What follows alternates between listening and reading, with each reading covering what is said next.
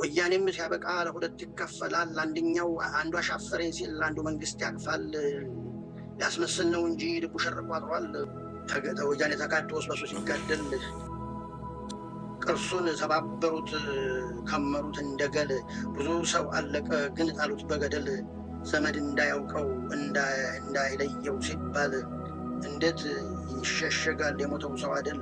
ኋላ ይታወቃል ሲቆጥሩት ሲጎድል።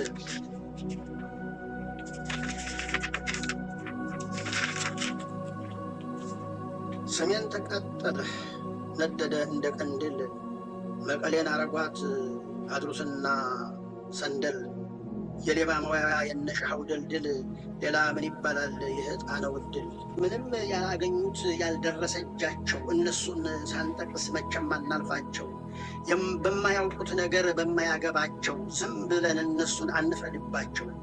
ለኢትዮጵያ የሚሞቱ አሉ አንዳንዶቻቸው። እነሱን ለይተን እንዴት እንርዳቸው? ከነሱ ለይተን የት እንውሰዳቸው? አደራ ብያለሁ እንዳትበድሏቸው። በተለይ እነሱን እንዘንላቸው። እነሱን ያውቃሉ ማን እንደጎዳቸው። እኒህ ጨበሬዎች ጊዜ ሲከዳቸው አርከባስ እያለ ወሎ ነቀላቸው። ወሎ ዱዓ ያውቃል ዱዓ ረገባቸው። እስቲገቡ ድረስ ከመቃብራቸው